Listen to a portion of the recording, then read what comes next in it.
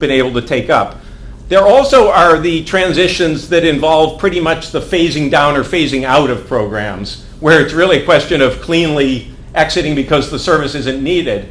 And I don't know, in the case of polio and Ebola, certainly there's a need for continued surveillance and preparedness and kind of surge capacity preparation, but very different from an active disease control and eradication effort. So I think that's, again, kind of different from the transitions we're talking about here. And then fourthly and lastly, there's the merging of large externally funded programs into big national or government programs. And that's the way I see Avahan. It was in the vanguard. It represented a significant but not necessarily the majority share of the national prevention effort in India, but it was a big play. And the idea was that the need to continue it, but to merge it into the national program and to do that smoothly in the way that was described. And I think that's what PEPFAR is facing in many, many situations. In South Africa, where I do a lot of work, the PEPFAR program is huge, $500 million a year, but it's small compared to what the government is doing. A little bit like the India situation. The government's 3 times as large in terms of its financing and its effort. In some of the places where PEPFAR and the Global Fund dominate the national program, you're going to Mozambique or to Tanzania soon, I don't know. The proportions are different, but still it's a question of the degree to which the externally financed efforts can be merged into the national program. So I think I see that there are a number of different transition challenges or types. And I just wanted to situate where I see Avahan in that larger context. The Avahan one maybe is similar to PEPFAR in some respects, but in others not, and I'm sure people here will have comments on this, so I'll try to also exit here so other people can comment soon.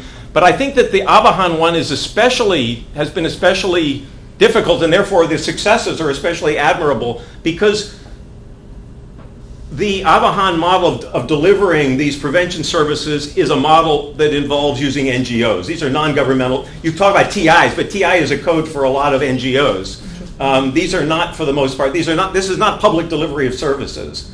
And so to get the government of India to take on the financing and the management of programs which really are NGO-led in a situation where public institutions, public service delivery is competing for the same money, and where in certain parts of India, NGOs are not always trusted or liked or whatever. There's some attitudes that the government can do it all, we don't need the NGOs, or they do their thing, we do our thing. So the challenge of transitioning financial responsibility and implementation to the national government in a situation where a lot of the delivery of these prevention services is NGO-based, I think is especially admirable. And that makes it different from some of the transitions also where the externally financed program really is also delivery through the public sector. So I just want to add that as a special wrinkle. Finally, I think maybe we should put back up your 5 main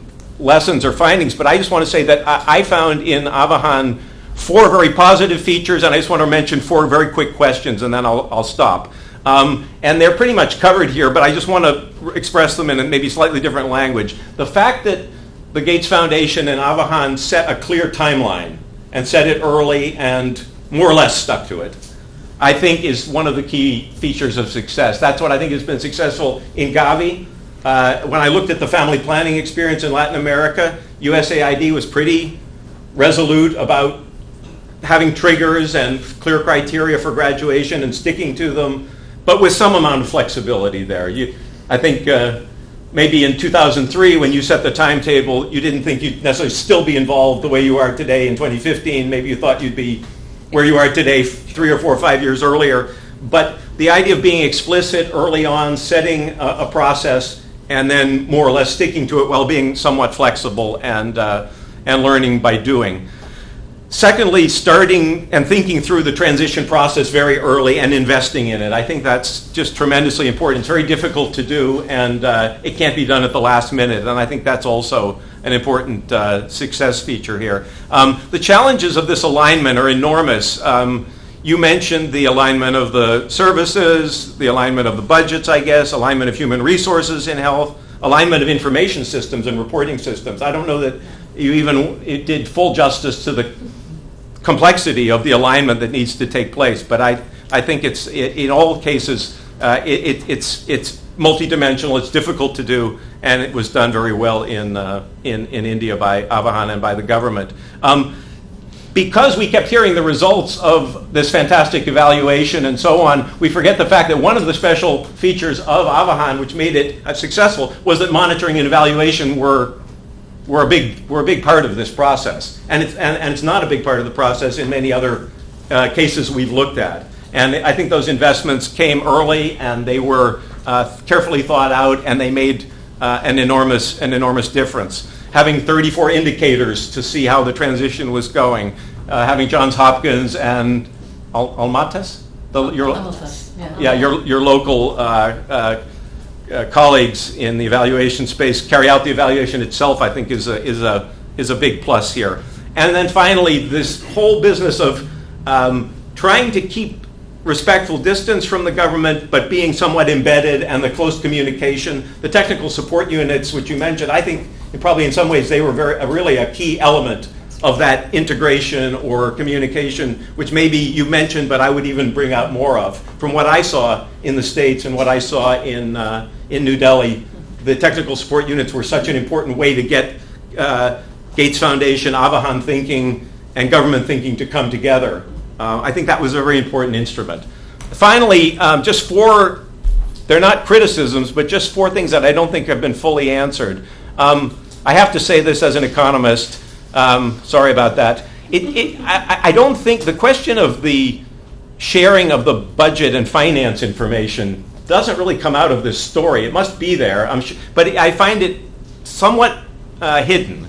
And even the question of whether there was any type of financial sustainability analysis done to think through the risks and the challenges that the government would face and how that was approached. I feel that is an area, certainly we see it in Gavi in a huge way. I know it's a preoccupation for Mike Ruffner and for Janice and so on, for PEPFAR. And it's funny, there wasn't a lot of talk about doing financial sustainability analysis or sharing budget information, aligning budgets. But I'm sure it was there. Secondly, you kind of say a lot of the expectations and the plans were built into the MOUs and the other agreements. It would be interesting to, if it's possible, to actually open up those and talk more about those MOUs and those agreements. It seems to me that those are such critical documents.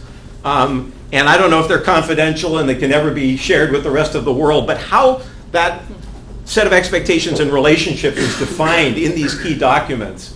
Certainly PEPFAR has tried to do this through these partnership framework implementation plans, or there's some probably new iteration of them coming out now. But I'm a big believer that some type of compact or contract, which is written, which is sweated by both parties, which they both sign, and which is then used for the sort of monitoring and accountability, is hugely important. And I think that part of the Avahan story has not yet been fully told. And I don't know what's going on there, but I think it's important. Related to that, more discussion of what were the sort of monitoring and accountability processes that were done over the 5-10 years of the program and the transition. I think we could learn a lot more from, again, opening up that somewhat black box about how the monitoring and all these data systems were set up, reporting, all kinds of targets, but not a lot of discussion about how they were actually used.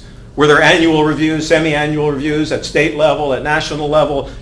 Were there certain points along the way where the monitoring revealed the fact that things weren't going so well? How were the mid-course corrections made? I think when we talk about successful transition, it's not about how we design it, it's about how we implement it and how we adapt. That's what your own story tells. And I think that bringing out more clearly how the monitoring and accountability was done. And then finally, to come back to my previous point, this question of how the Avahan Gates group had policy dialogue with the government on this question of the role of NGOs in HIV prevention and HIV in general is something that I'm curious about, and maybe it wasn't a major point, but when we look at the transitions in some other countries, this issue of whether the government is willing to even consider using its own funding to support NGOs. A lot of the donor mode is to implement through NGO contracts and subcontracts. And if that's really efficient, if that's really the way to reach vulnerable populations, if that's really the way to engage communities, then during the transition to move to a pure public sector delivery mode seems ill-advised. But it's difficult sometimes, it's often very difficult to convince governments that their own resources, their own domestic revenues, their own domestic budgets should be channeled through the same contracts and arrangements with NGOs. So I think trying to unpack that a bit and how that's gone, and whether some of the, I know that I was in India during this transition period. We were asked by the Gates Foundation and the World Bank and NACO to look at the cost and financing options for NACP4.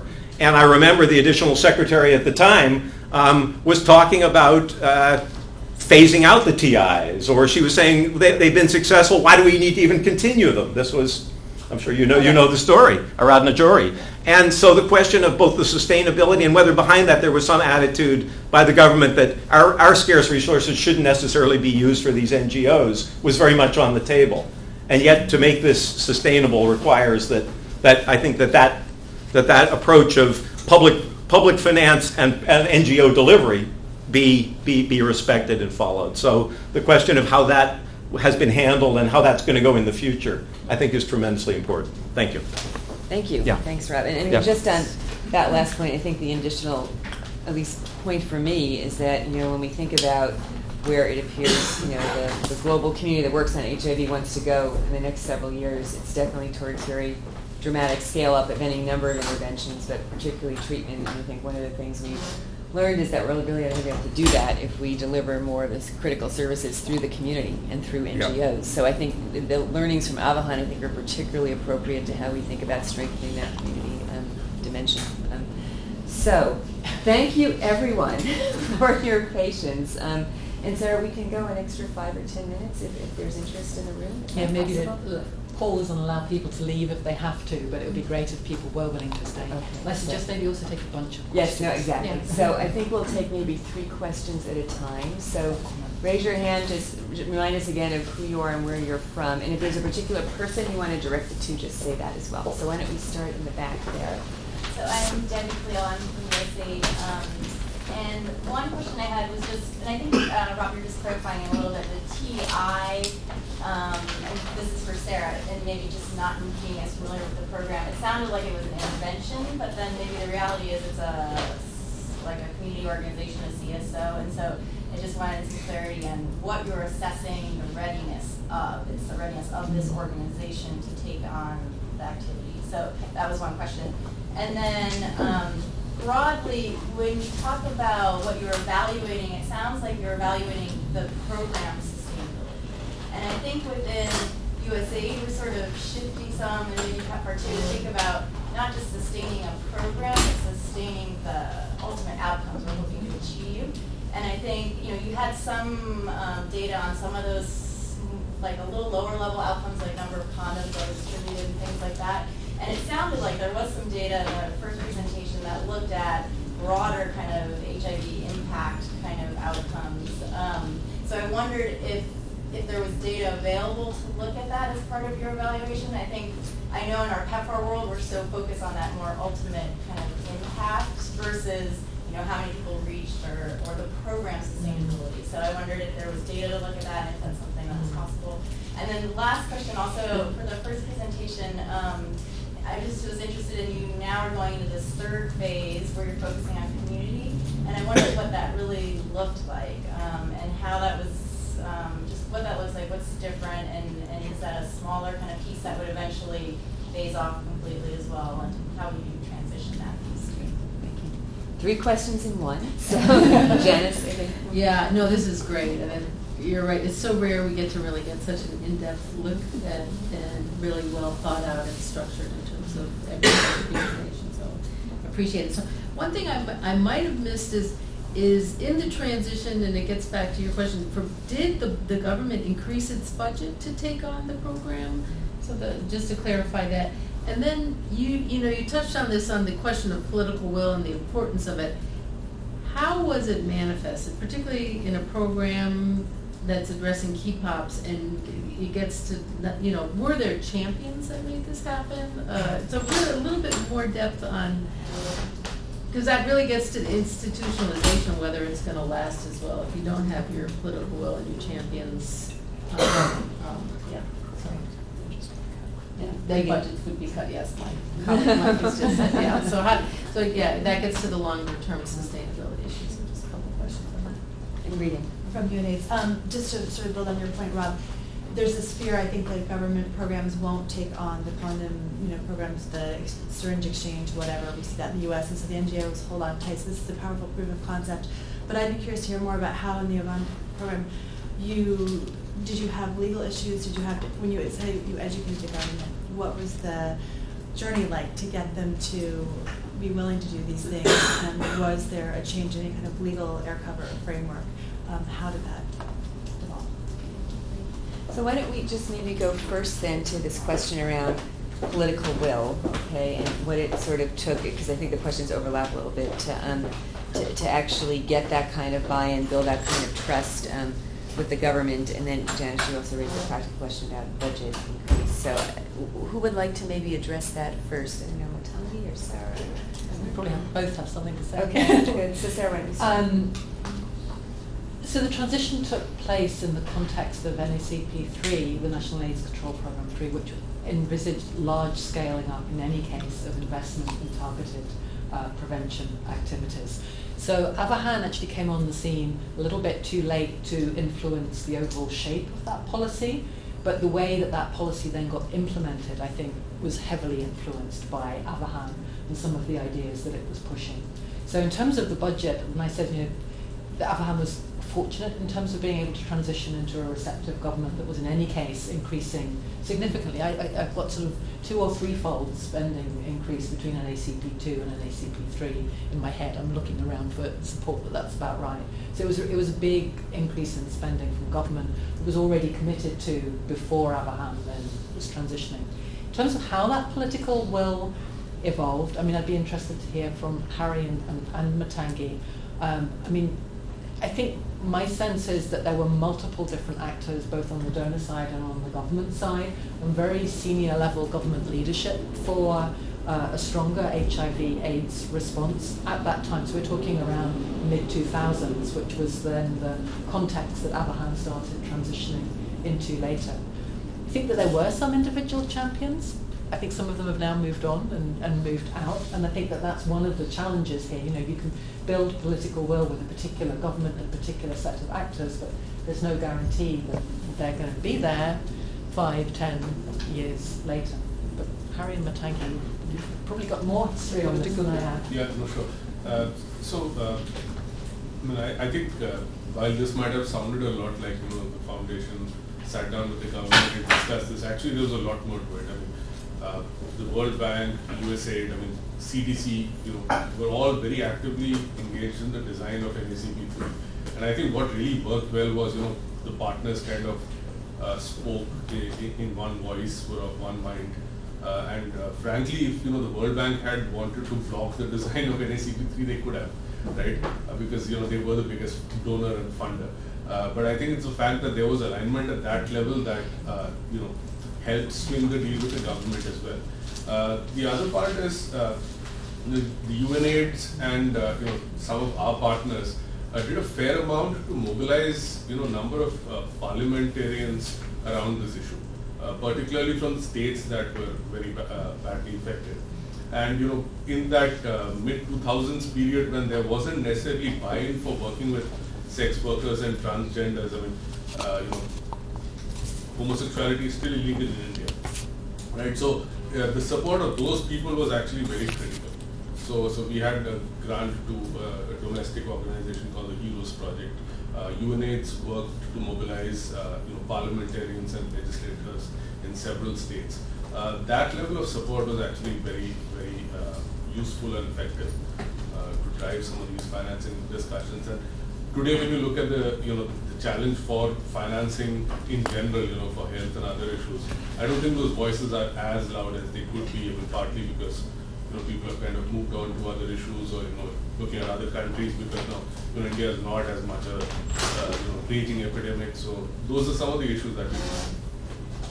Matangi, anything to add? I think, I just want to echo what Hari has said, but I think NACO at that point in time played a significant role in terms of reining in, the various donors. So, like you see in, various African countries right now, you have multiple donors, lot of funding, but in terms of having one guideline, one reporting norm, and a single budget that decides, how interventions are run, I think NACO played a very significant role. So, like Hari said, there used to be very strong partner coordination and entirely convened by NACO, right? So, also in terms of a process, regular partner coordination meetings to ensure that there was no duplication of efforts happening, right? So, one thing that we saw in some of our recent visits to, without naming the countries, is that, even some fundamental things like understanding what the denominator ought to be. A size estimation, it's still not there despite programs running for many years. So I think NACO, one needs to credit the role played by them, and like Sarah said, thanks to good champions that we had at that point in time, right? So this one guideline, one budget, one reporting kind of a norm also helped sort of have some kind of a standardized approach to implementation. And then let's come to the questions from Deborah from USAID that were sort of phrased around, are we measuring programs or are we measuring outcomes? So what, again, any volunteers to? Right. Sarah, Yes. please go ahead. So you're right, Debbie, that it's CBOs and NGOs that are implementing the programs, and I think that actually our transition readiness measures was getting a little bit at both, in the sense that the capacity measures are obviously related to the CBOs and the NGOs, but measures are of alignment are around the programs themselves. And to a certain extent the organisations, because they were looking at staffing profiles and stuff like that. And you had also asked about are there outcomes data available? So I think Mutangi had some outcomes data, but what we have in her presentation, what we haven't got is specific to those Avahan TIs that then transitioned, and that would obviously be difficult to get. We're just at the noon hour, so we could probably do 3 more quick questions if people have them and have a few extra minutes to spare. Any other questions from anyone? I just want to comment on the outcomes data. Actually, we continue to look at the data that comes out from the national surveillance, which is done from specific sites, and also the data from the PPTCD program, which both continue to show trends that are, largely. There are secular declines occurring in this southern state, so we do know that, that's working. Thanks. Any other thoughts from anyone? Please. I just want to make a comment thinking about what Mutangi was saying at the end about this shift now of it not being entirely a centrally funded program, but now being potentially 60-40, the state's taking on 60%. That concerns me in the political will side of more concentrated epidemics, because we've seen in so many other places, I'm thinking in particular around Central and Latin America and the Caribbean, where there's not a lot of interest in funding interventions for people who are socially undesirable. And so states that aren't sensitized, where you don't have those kinds of champions, are happy to spend the money on treatment because it's some sort of obligation that they have to meet, but prevention is a much harder sell. Mm-hmm. And what limited budget they have starts going more and more and more to treatment and a lot less towards prevention, which sort of just is this vicious cycle. And I wonder if those efforts that were made in terms of building that political will and commitment, how do you then translate that at the state level, where you have the greatest spending really actually happening, and how much influence can a central agency have, in particular as they're being subsumed into larger and larger bureaucracies to try to direct programs from afar? How do you want to take that? Yeah, so this is actually the nub of the shift that is occurring in India, right? This whole notion of fiscal federalism is really playing out now. It's over the last couple of years that the center has started to move more money away from their coffers and tied central programs to just giving the states more resources to let them program as they will. And frankly, there isn't as much capacity as you would need to be able to do that in a very structured, rational way. So this is, even for our maternal and child health work, for the work we do in nutrition, this is actually the central challenge that we will deal with. And what we have to do now is just work a lot more at the state level. The good part is, you still have the same set of bureaucrats, people who shuffle between the center and the state. and a lot of them are actually now quite welcoming of the greater autonomy that they'll have at the state level. So it's going to go back to that, finding the few champions, and these things are easier to do at the state level than nationally, because you'll always find a few folks in some of these states, and because we picked the southern states where the HIV prevalence was the highest, people do have a historical recognition of this was a serious problem, this needs to be managed. People haven't declared victory and vanished. I think it's going to be a bigger challenge in northern states that do not have a history of intervening seriously.